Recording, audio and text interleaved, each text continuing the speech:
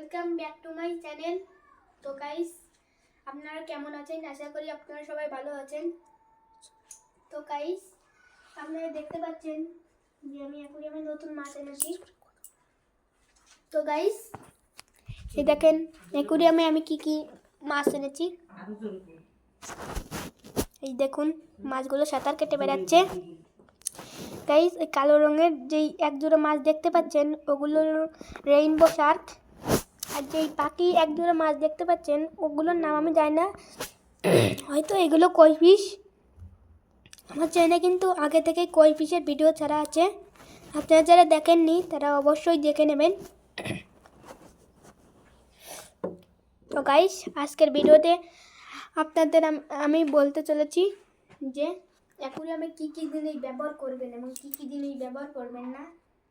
তো তার আগে গাইস, আমি যারা যারা রেইনবো শার্ক আমার ভিডিও দেখে রেইনবো শার্ক বুঝতে চান তাদেরকে বলে দিই রেইনবো শার্ক কী কী পছন্দ করে। তো গাইস, রেইনবো শার্কের জন্য আরেকটু বড় অ্যাকুরিয়াম হলে ভালো হয়, কিন্তু আমি এই অ্যাকুরিয়ামে রেখেছি। এই অ্যাকুরিয়ামে রাখা যাবে এরকম অ্যাকুরিয়ামে, এর থেকে একটু মানে মাঝারি সাইজের একটা অ্যাকুরিয়াম আছে, ওই অ্যাকুরিয়ামে রাখলে হবে মানে একদম ছোট, মানে অক্সিজেন ছাড়া যে অ্যাকুরিয়াম সেটা। আমি বলে দিই, এই রেইনবো শার্ক যদি আপনি এই ছোট অ্যাকুরিয়ামে রাখেন এবং তার সাথে যদি কোনো ছোট মাছ রাখেন তাহলে অবশ্যই গাছ দিতে হবে। দেখতে পাচ্ছেন আমি একটু ছোট মাছ রেখেছি, এখানে গাছ দিয়েছি। এই রেইনবো শার্কের জন্য যদি গাছ না দেন এবং অ্যাকুরিয়ামে যদি ছোট মাছ রাখেন তাহলে কিন্তু অবশ্যই সেই ছোট মাছ রেইনবো শার্কের পেটে চলে যাবে। রেইনবো শার্কের অ্যাকুরিয়ামে যদি অনেক ছোট মাছ যেরকম গাপ্পি ফিশের বাচ্চা এরকম কিছু রাখেন তাহলে কিন্তু রেইনবো শার্ক সেগুলোকে খেয়ে ফেলবে।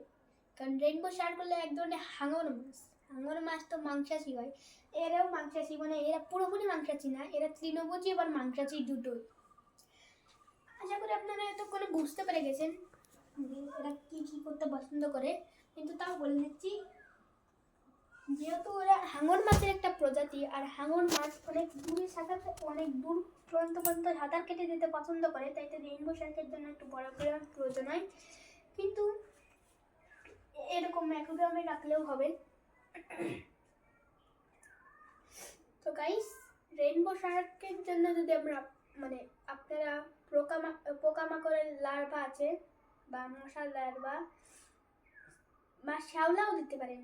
রেইনবো শার্ক এগুলোই পছন্দ করে। আবার যে মাছের সাধারণ খাবার আছে, গাইস আপনি দেখিয়ে দিচ্ছি, এই যে এই মাছের যে সাধারণ খাবারগুলো আছে সেই খাবারগুলো দিতে পারেন। এই খাবারগুলো কিন্তু একটা ভিডিওতে আমি দেখিয়ে দিয়েছি গাইস, আপনারা হয়তো দেখেননি সেই ভিডিওটা।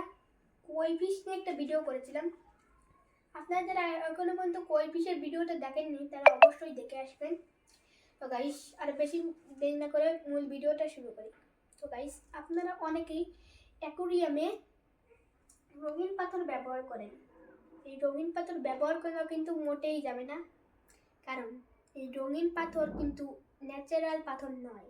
ন্যাচারালি এইগুলো তৈরি হয় না, রঙিন পাথর রং করে তৈরি করা হয়। মানে সাধারণ যে সাদা পাথরগুলো আছে, কালো পাথরগুলো হচ্ছে সেগুলোর উপর রং করা হয়।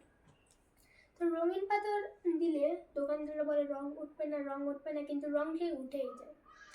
আর রঙিন পাথর দেখতে সুন্দর লাগে কিন্তু মাছের জন্য অনেক ক্ষতিকর। ওর যে কেমিক্যালের রংটা আছে ওই রংটা মানে মাছ যে সময় শ্বাস নেয়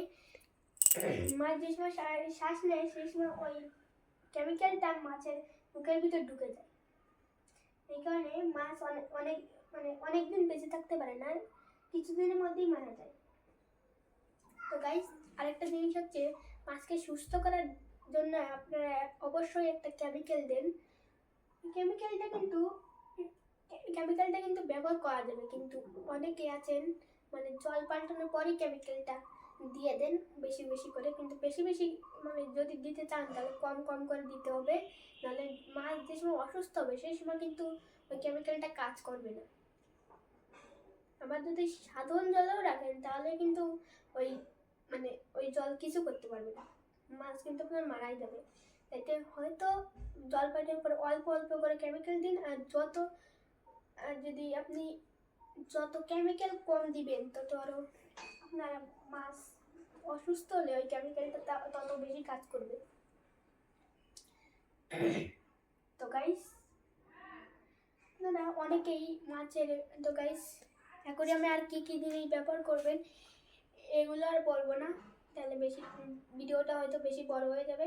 তো গাইস আপনারা হয়তো এমন কোনো মাছের প্রজাতি খুঁজছেন যেগুলো মানে খাবার নষ্ট করে না, মানে নিচে পড়া খাবার নিচে পড়ার আগেই সেগুলো খেয়ে ফেলে, তাহলে সেই মাছের প্রজাতিটা হলো কই ফিশ।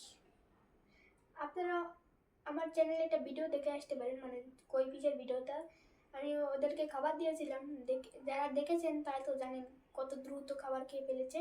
তো কই ফিশও পুষতে পারেন। আর যারা রেইনবো পুষতে চান তাদের বলবো না যে রেইনবো শার্ক পুষবেন না, ওর জন্য একটু বেশি বড় জায়গা লাগবে, এরকম জায়গায় রাখলেও হবে।